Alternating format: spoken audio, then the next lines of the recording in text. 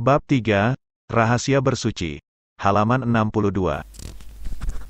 Rasulullah Shallallahu Alaihi Wasallam telah bersabda, wudhu itu adalah setengah iman, dan beliau Shallallahu Alaihi Wasallam pernah bersabda, agama itu dibangun di atas kebersihan, dan Nabi Shallallahu Alaihi Wasallam pernah bersabda, kunci solat adalah bersuci, dan Allah Subhanahu wa Ta'ala telah berfirman, yang artinya, di dalamnya ada orang-orang yang ingin membersihkan diri. Quran Surat At-Taubah, ayat 108, bersuci itu memiliki 4 tingkatan. Pertama, membersihkan apa yang tampak secara zohir dari semua bentuk hadas. Kedua, membersihkan anggota-anggota tubuh dari semua hal yang diharamkan dan dari segala bentuk perbuatan dosa. Ketiga, membersihkan hati dari akhlak yang tercela. Keempat, membersihkan yang kasat mata dari selain Allah Ta'ala. Inilah tingkatan bersuci para nabi dan siddiqin.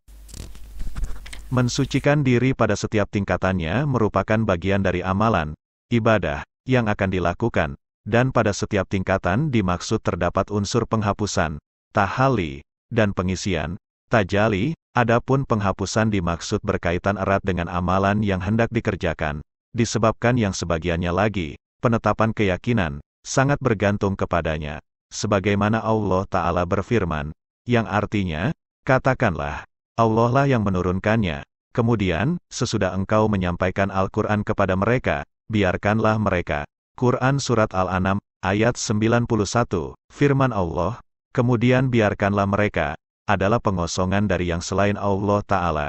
Begitu pula dengan hati, ia harus dikosongkan dari akhlak yang tercela, kemudian diisi dengan akhlak terpuji. Begitu pula mengenai anggota tubuh, ia harus dikosongkan dari dosa-dosa, kemudian diisi dengan ketaatan. Masing-masing dari tingkatan ini adalah syarat untuk masuk dalam tingkatan berikutnya. Diawali dengan penyucian lahir, kemudian penyucian ruh, penyucian hati dan penyucian batin.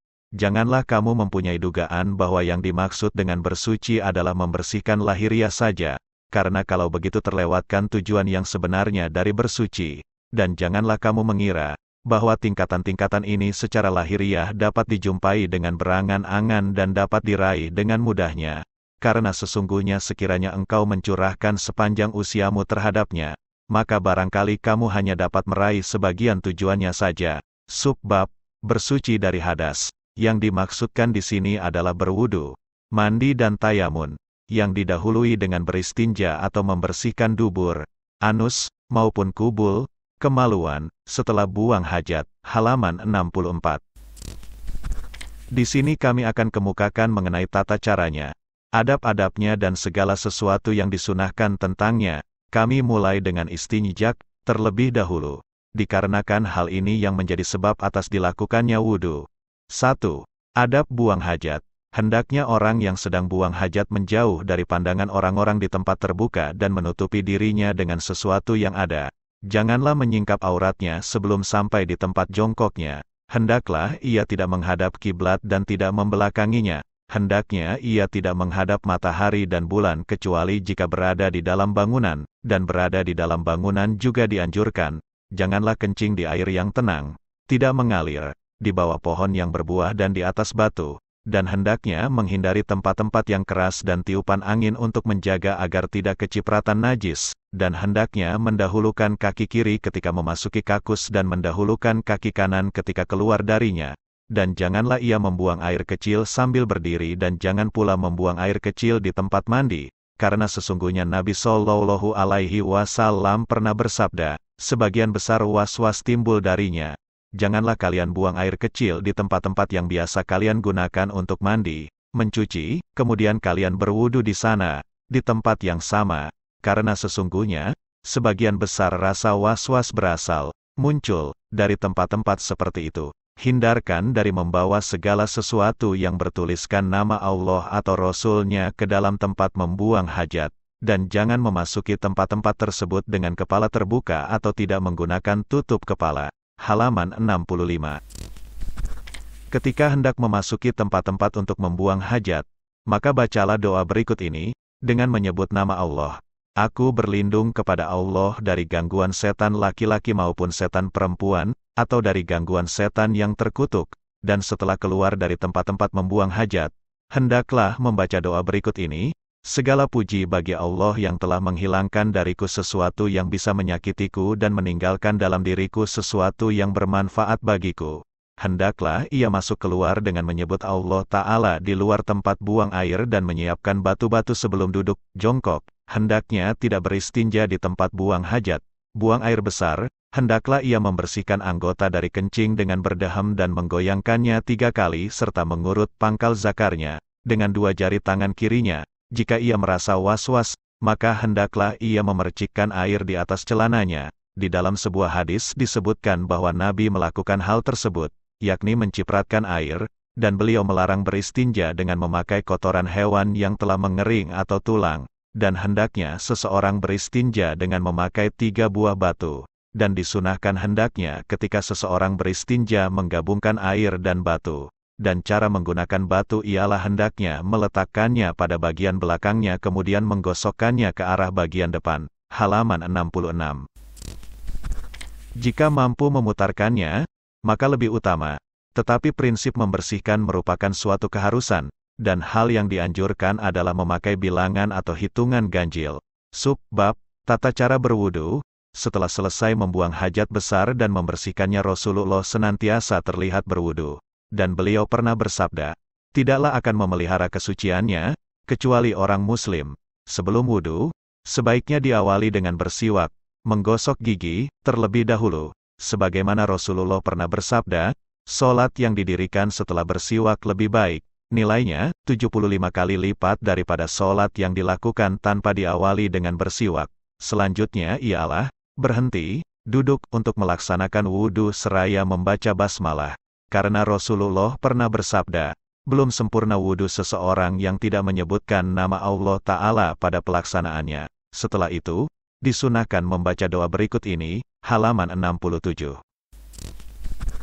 Aku berlindung kepadamu dari bisikan-bisikan berbagai jenis setan dan aku juga berlindung kepadamu, wahai Robku, dari munculnya tipu daya mereka.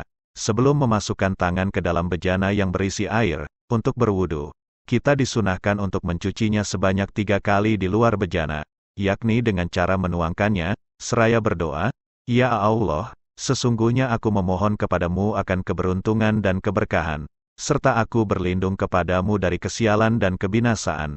Kemudian ia berniat menghilangkan hadas atau membolehkan solat, niat itu hingga berlangsung membasuh muka. Kemudian ia mengambil air segenggam untuk mulutnya dengan tangan kanannya, lalu berkumur dengannya 3 kali.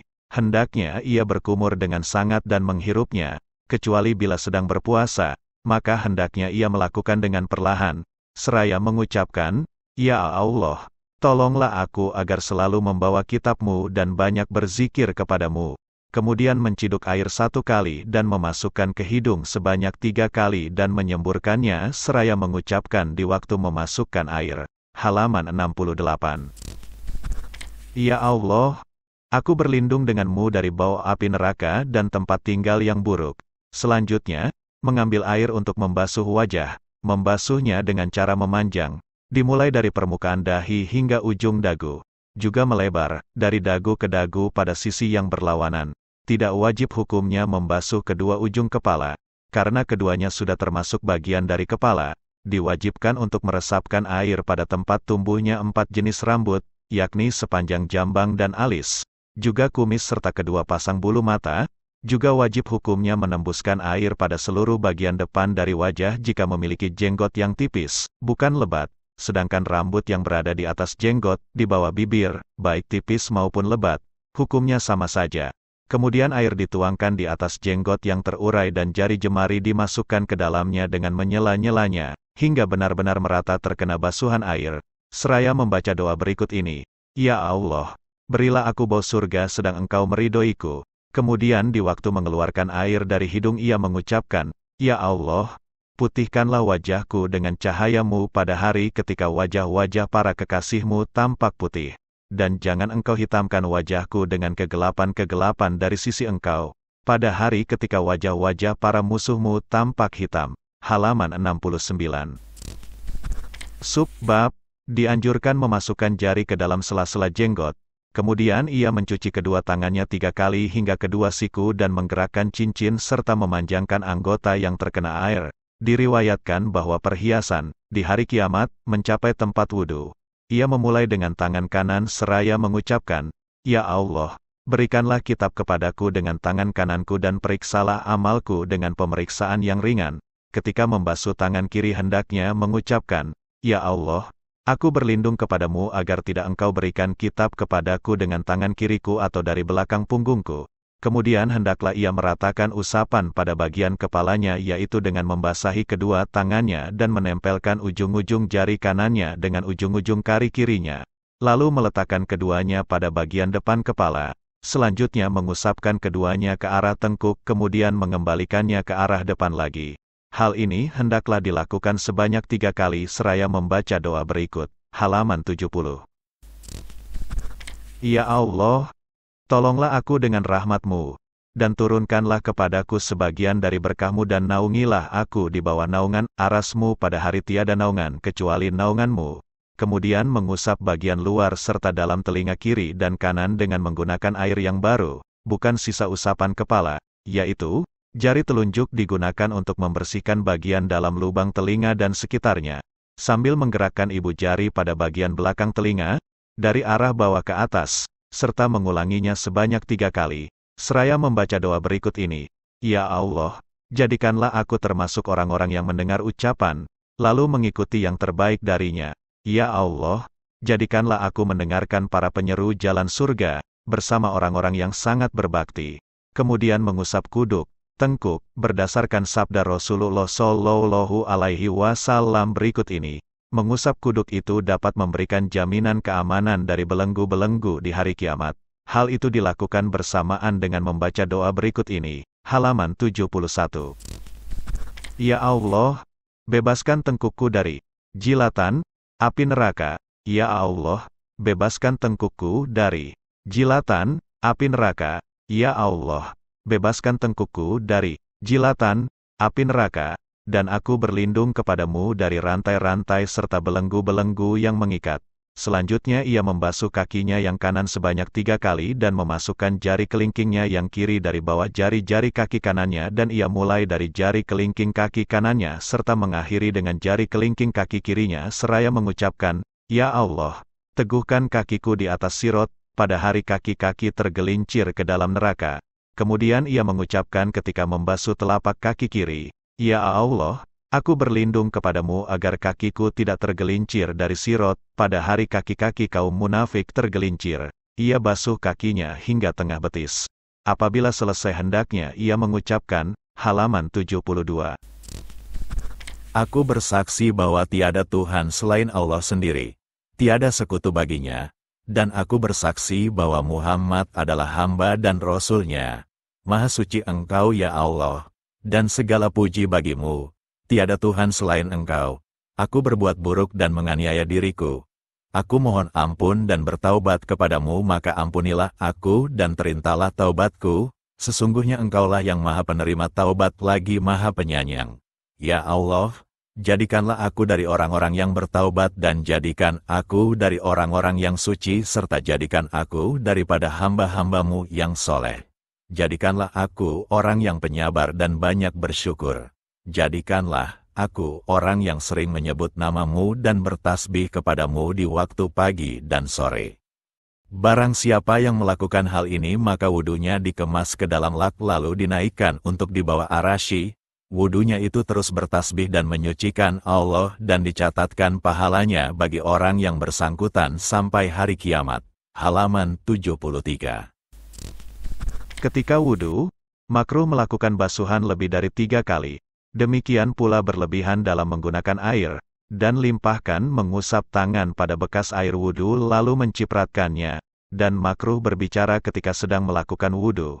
Subbab, tata cara mandi wajib, setelah buang air kecil, kemudian berwudu, sebagaimana dilakukan sebelumnya, yang diakhiri dengan membasuh kaki, dilanjutkan dengan mengguyurkan air terlebih dahulu pada bagian tubuh, pundak, sebelah kanan, kemudian diikuti dengan yang sebelah kiri, masing-masing sebanyak 3 kali, setelah itu, mengguyurkan air ke seluruh tubuh, dimulai dari kepala, sambil menggosok bagian depan sampai belakang. Di samping itu, juga memastikan kulit kepala terbasahi air, utamanya pada pangkal rambut yang tipis maupun yang lebat, sebab, di bawah setiap helai rambut juga mengalami jenabat.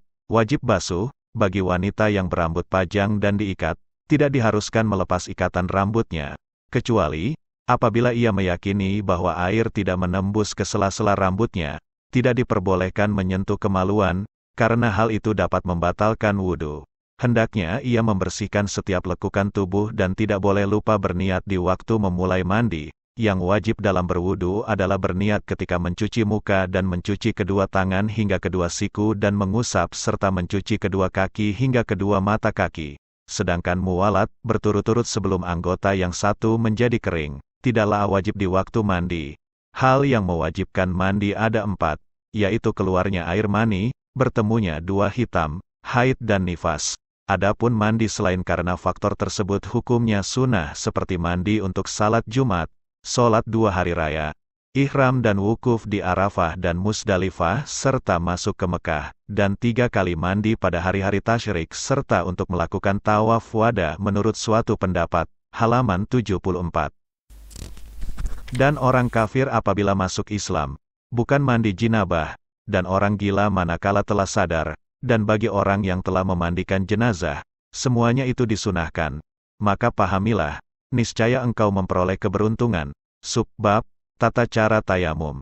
Tayamum diberlakukan bagi orang yang berada dalam kondisi uzur, berhalangan, dari menggunakan air, baik itu disebabkan oleh tidak adanya air setelah maksimal dicari atau karena ada penghalang untuk mendapatkannya, seperti tengah dihadang oleh binatang buas atau lainnya, atau tersedia air, akan tetapi hanya cukup untuk memenuhi kebutuhan minum bagi beberapa orang saja, atau air yang tersedia merupakan milik pihak lain, yang dijual dengan harga sangat mahal, tidak terjangkau, atau ia mengalami luka serta tengah menderita sakit, yang dikhawatirkan berbahaya jika sampai terkena air. Dalam keadaan seperti itu, sangat dianjurkan untuk bersabar, menahan diri, hingga memasuki waktu sholat. Untuk selanjutnya ia menggunakan debu yang halus lagi suci sebagai alat bersuci pengganti fungsi air. Caranya, dengan menempelkan kedua telapak tangan pada debu yang suci, dengan posisi jari-jari dirapatkan, diawali dengan niat untuk mendapatkan prasyarat bagi diperbolehkannya menegakkan sholat,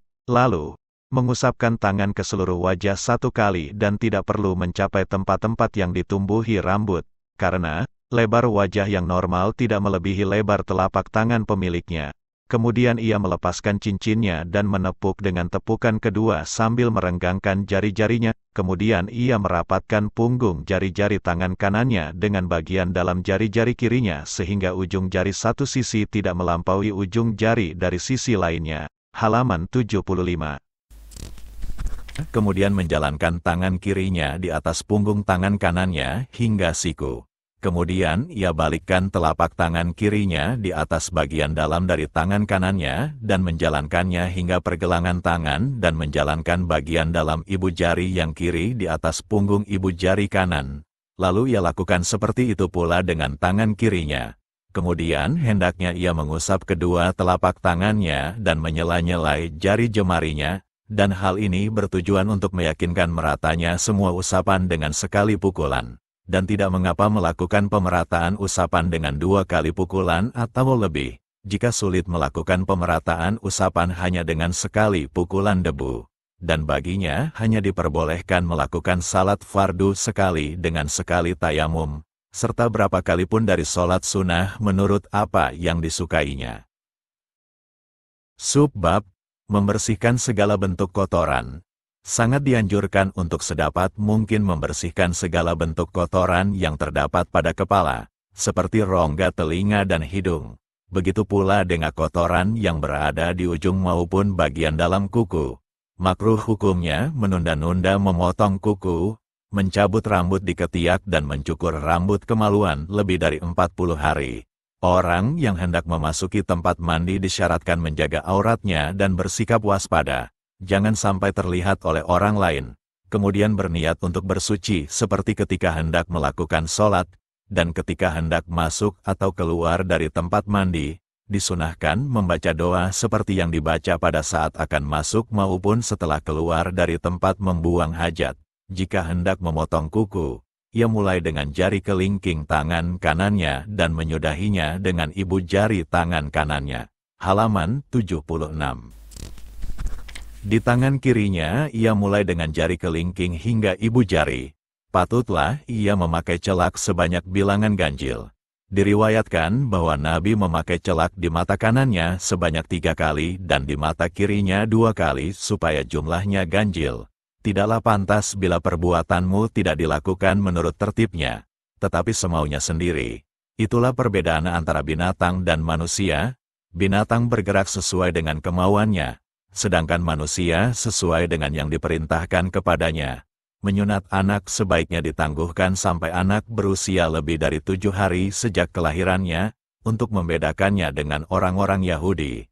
Nabi pernah bersabda, berkhitan bagi pria merupakan hal yang disunahkan, sedang bagi wanita merupakan suatu kehormatan.